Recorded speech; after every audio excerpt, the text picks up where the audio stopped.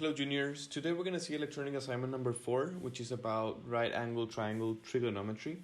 This as well is kind of a review of something that you have already seen last year, which is basically about trigonometry, right? Finding relationships in triangles. So the objectives for today's class are two. First, find the length of a side of a right angle triangle, and then find the measure of angles on right angle triangles. So let's see these concepts to review. It says, start by looking at the right angle triangle with vertices at points A, B, and C. The angles at these vertices are called angle A, angle B, and angle C respectively. So you see them at the vertices of the triangles, right? Then it says the side AB, the side opposite the right angle is called the hypotenuse of the right angle triangle. Okay, so this is the hypotenuse of the right triangle. Then it says, in this triangle, notice that the side labeled A and small a, right, which is this one over here, is opposite to angle A. Then the side labeled small b is opposite to angle B, and the side labeled C is opposite to angle C. Okay, so that's always true, right? Whenever we have a triangle, the side which is opposite to the angle have both the same letter, right? Sides are written in small letter and angles are written in capital letter. Okay, it is convenient to identify sides in relation to their opposite angles. Then it says, angles can be described in various ways. This triangle could also be called triangle ABC. The angle at A could be called angle A, or you could also call it this way, angle BAC, angle CAB, or this way, angle BAC or angle CAB. There are different ways to write the angle symbology, right? Then it says, angles can also be labeled with Greek letters like theta, right? This is a Greek letter. It's called theta. Then it says, some properties to remember. The first property you need to remember is the Pythagorean theorem, right? Remember, the hypotenuse squared is always equal to the sum of the sides squared, right? So c squared equals a squared plus b squared. This is only true for right angle triangles.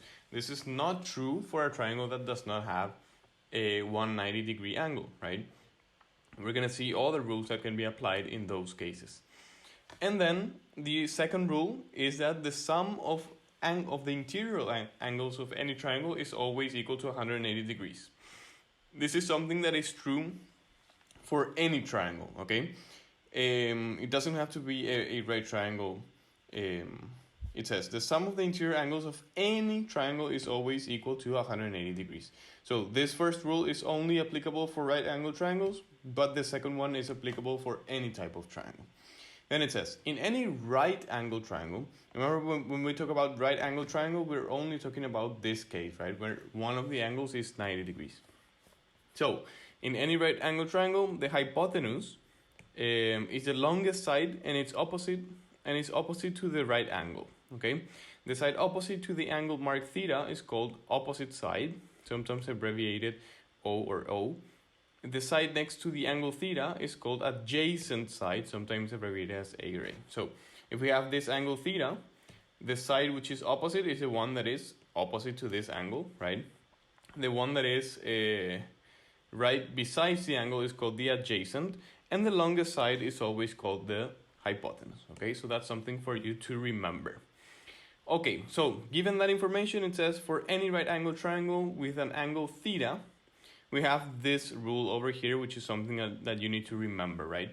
Sine of the angle, we're looking at this angle, right? The sine of that angle is always equal to opposite over hypotenuse, right? Cosine is adjacent over hypotenuse, and tangent is opposite over adjacent, right? If you remember this word, it's not actually a word, but it's a fictitious word for you to remember, right? SOHCAHTOA. If you remember SOHCAHTOA, you will remember this easily, right? Sine is opposite over hypotenuse, cosine is adjacent over hypotenuse, and tangent is opposite over adjacent, okay? So if you remember that word, SOHCAHTOA, you will remember these relationships pretty easily, right? Here it says, Mnemonic is a made-up word or phrase that helps you remember a list or a formula. Remember this with the mnemonic SOHCAHTOA. Okay. And another relationship is that tangent of the angle is equal to sine over cosine. Okay. You see that if you write this, you will be left with opposite over adjacent, and opposite over adjacent is tangent, right? That's why the tangent of an angle can also be written as sine over cosine. Okay, so these are things that you need to remember, and it's pretty easy to remember this. You don't need. It's actually not something that you need to memorize. If you remember this word, then you're good. Okay, so let's see some examples of how to apply this. You see that this is pretty easy and maybe something that you have already done, okay? We're gonna solve these two examples using calculator, okay? So it says, example 1. For this triangle, find the length of side A. So we wanna find this side, right? And we have this angle over here and we have this side over here. And we know that this triangle is a right angle triangle. So if it is a right angle triangle, I can apply this concept of SOHCAHTOA, right? So if I want to find this side and I have this side, if you take a look at the angle, would be the adjacent side. So if I have the adjacent side and I'm looking for the opposite side, maybe the most convenient trigonometric function to use is tangent of theta, right?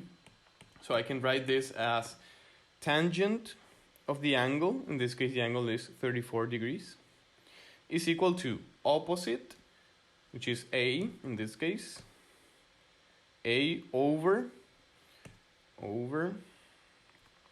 the adjacent, which is 6 in this case, so A over 6. So if I want to find A, if I solve for A, this would be equal to 6 times tangent of 34, right?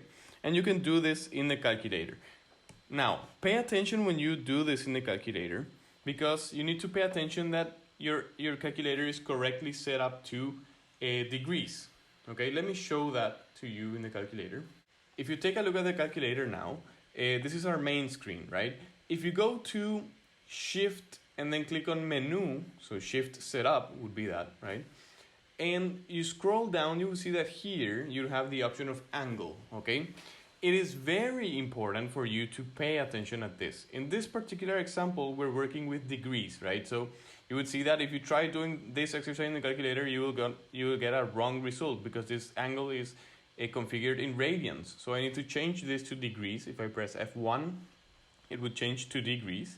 And if the angle is given in radians, then I would just leave it in radians, right? But in this case, we're working with degrees, so I'm going to leave it in degrees. So you go to exit. So now we're going to perform the exercise, which is 6 times tangent of 34. And that's the result, okay? So I'm going to write this down. We're going to get that this is equal to 4.05. So A is equal to 4.05. If you try this is a correct result. If you try this doing with radians, you would see that you would get another result that will not be correct. So you need to pay attention that your calculator is correctly set up. Okay, so that's something very important for you to consider in all of this chapter that we're going to be covering. Okay, then for example 2, it says find the size of angle B in this triangle.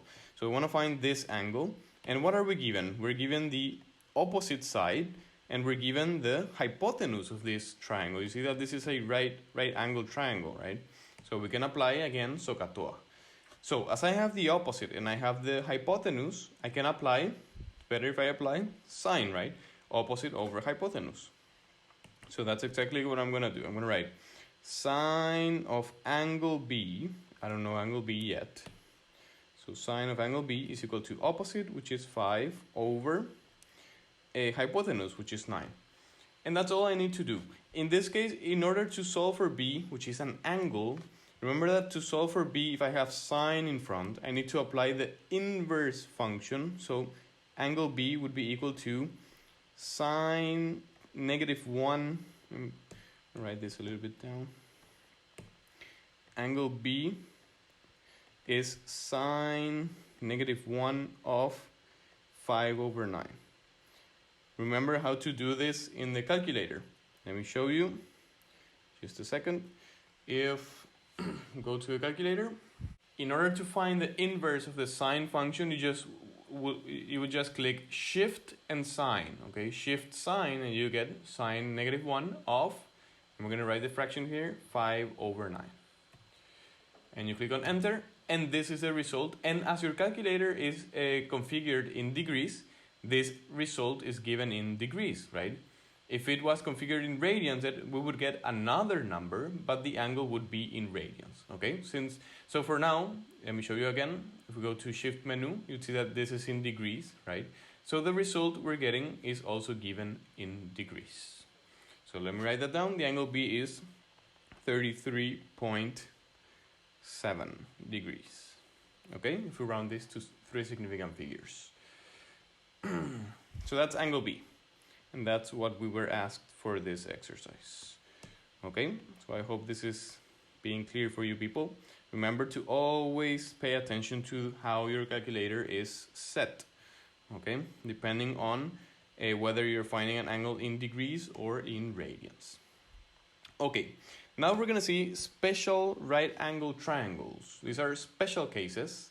And then later on, you're gonna learn a rule in order to remember some of these trigonometric values, which you will need to know in case you're not allowed to use calculator. So this is the first case. It's a special right angle triangles, and it's the case of a 45, 45, 90 degrees triangle. If you take a look at this triangle, if I drew it here, if I have 45 and 45, that means that we have two same angles. And if a triangle has two same angles, it means that it has two same sides, right? So we're talking about an isosceles right triangle. Why right? Because it has a 90-degree angle, right? So this is an isosceles right triangle. Remember, the word isosceles means that the triangle has two same sides. So I'm gonna suppose that my sides, the same sides, are 1 and 1, just to make this calculation a little bit easier. So if this side is 1 and this one is also 1, because we're talking about an isosceles triangle, I can find the hypotenuse by applying the Pythagorean theorem, right? So Pythagorean theorem. If I apply this, we would say that 1 squared, side squared, plus side squared must be equal to this side here, right? I'm going to call this C, small c. So this is equal to c squared. And if I solve for c, we would get 1 squared plus 1 squared, that's 2. This is equal to c squared. That means that if I take a square root of both sides, square root of 2, square root of c squared, we're going to get that the value of c is equal to the square root of 2, right? So c is equal to square root of 2. And now, if you look at this triangle, and we, for example, focus on, let's say we focus on this angle over here. If we find, let's say, I'm going to circle this for now. I'm going to find sine of 45 degrees. If I find sine of that angle, of angle A, what is it? It's opposite over hypotenuse, right? So it's 1 divided by square root of 2. That means that if we rationalize this, this would be square root of 2 over 2. That means that sine of 45 is square root of 2 over 2, okay?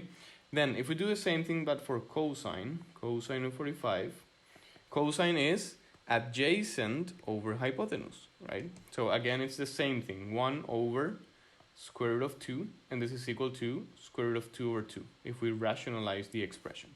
So cosine of 45 is also equal to square root of 2 over 2.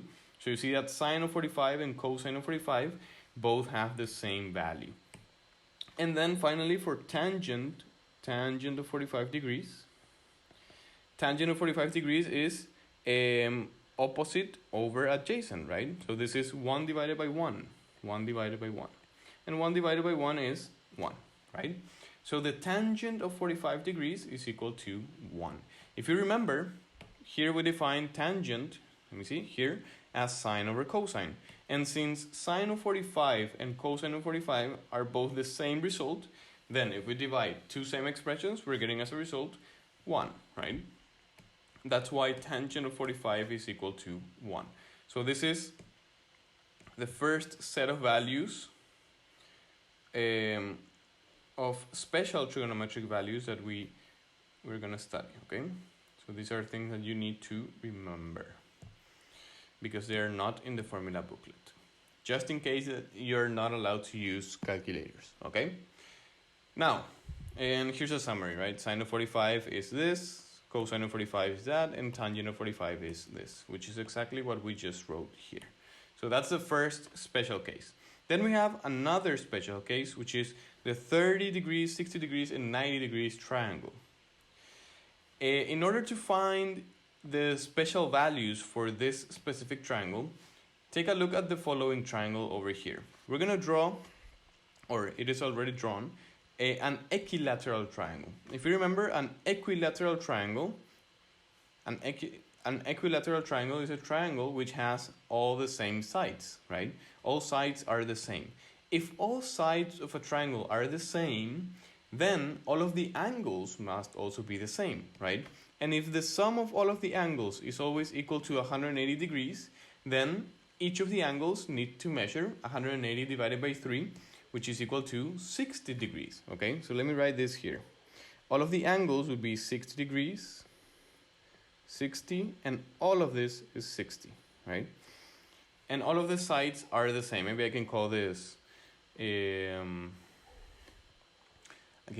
for example, side 2, 2, 2. Let's call that 2, okay? You will see why in a second. So, in order to make the demonstration of a 30, 60, 90 degree triangle, I'm going to take this green triangle shaded here, okay? If you take a look at this green triangle, you would see that it would have half of 60 here, which is 30, okay? So 30 degrees. Then it's 90 here, because it's perpendicular, 90 degrees. And this angle is 60, right? So I drew the same triangle right here, a 30, 60, 90 degree triangle. And let me take this side. So this side is 2 over here. Let me write it in black. 2 over here. And this side over here, what do you think the value should be? If all of this is 2 and I'm taking half of the side, then that side should be equal to 1, right? So this side, it measures 1. Okay, so if I want to find the missing side, I would have to apply again the Pythagorean theorem. But pay attention that now we are having as data the hypotenuse, right? So I'm missing the other side of the right triangle. So, but I'm going to apply the same process, right? I'm going to apply the Pythagorean theorem. Pythagorean theorem. By applying the Pythagorean theorem, we're going to say that 2 squared, hypotenuse squared, is equal to side squared plus, I'm going to call this, b, small b, right? Because it's opposite to angle B. So small b, which we're going to find its value in a second. So plus b squared, okay? So I need to solve for b. We're going to get that this is 4 minus 1 is equal to b squared. That means that 3 is equal to b squared. So the square root of 3 is equal to the square root of b squared, which means that b is equal to the square root of 3. Okay, we're going to leave it like that. So b is square root of 3. So from this triangle, we can take the trigonometric values. We could say that, for example, sine of 30 degrees, if we look at 30 degrees here, sine would be opposite over hypotenuse, right? So sine of 30 degrees is equal to opposite, which is 1, over hypotenuse, which in this case is 2. So sine of 30 degrees is equal to 1/2. Then cosine of 30 degrees is equal to, cosine is adjacent over hypotenuse, right? So it's square root of 3 over 2. Square root of 3, square root of 3 over 2. This is cosine of 30 degrees. And finally, if I find tangent of 30 degrees, tangent, remember, we're looking at this angle, right? It's opposite over adjacent. So it's 1 over square root of 3. 1 over square root of 3. Which, if we rationalize, would be square root of 3 over 3. okay? And from this same triangle, I can also take the values of, for example, sine of 60 degrees. So if you take a look at the same triangle, but now for 60 degrees, we're going to be looking at this angle over here, right? So sine of 60 degrees would be opposite, which is this side over here, over hypotenuse, which is this side over here. So it's square root of 3 over 2, okay? You see that sine of 60 degrees has the same value as cosine of 30 degrees, okay? That's something interesting. Then, if I find cosine of 60 degrees, cosine of 60 degrees is adjacent this side over hypotenuse, which is this side. So it's 1/2, 1 over 2. You see that cosine of 60 has the same value as sine of 30. And finally, if I find tangent of 60 degrees, tangent is opposite over adjacent, right? So square root of 3 over 1. Square root of 3 over 1. And square root of 3 over 1 is the same as saying square root of 3. Okay, so here we found more interesting special trigonometric values, right? For 60 and for 30 degrees. We have already found the trigonometric values for 45 degrees in the previous example, this one. And now we have found the trigonometric values for 30 and 60 degrees, which are summarized right here, okay? These values here are exactly the same as the ones here. I'm just showing you where these trigonometric values come from, right? For you to understand this and not just memorize without understanding why each of those values are what they are, okay? So there's the summary. And here we have a final summary for you to, if you want to have this to remember. You are not allowed to have this table in a final exam, and it's not in the formula booklet, so this is something that you will need to remember, okay? And I'm going to be showing you next class a trick in order to remember this. Here it is, right? The left-hand trick in order to remember trigonometric values. I'm going to show you that next class. But here's the summary, right? We have the trigonometric functions, which are sine, cosine, and tangent, and their respective values for each of these angles, 30, 45, and 60 degrees. Which, if you take a look at these angles here, these are the equivalent angles, but in radians, right? 30 degrees is the same as saying pi over 6 radians, 45 degrees is the same as saying pi over 4 radians, and 60 degrees is the same as saying pi over 3 radians. How do you convert degrees to radians? It's easy. Here you have the conversion. You should always remember that 180 degrees is equivalent to pi radians. Or, if this is easier for you, 360 degrees, a complete circle, is equivalent to 2 pi radians, right? 2 pi radians is a complete circle. And from this relationship, or this relationship, whichever you want, you can take any other value such as 30, 45, or 60. So if you see that, for example, 180 is pi radians, 90 degrees, which is half of 180, would be half of pi, right? So pi over 2 radians. So that's an easy way to remember this. Okay, so here's a summary of the trigonometric values that we have just demonstrated where they come from through these examples. And here you have a final exam hint, which says you will need to remember these values for the exams, as they may be required for questions in which a calculator is not used. Okay, so that's these are typical exercises of paper 1 in which you're not allowed to use calculators. You need to remember these trigonometric values for those specific exercises, okay? And I'm going to be showing you, as I told you next class, a trick in order to remember these values more easily, okay? So I'm going to leave the class here. We're going to do a part 2 of this in a future live session. So I hope this was clear, and if not, please let me know. Thank you for your attention. Hello, juniors.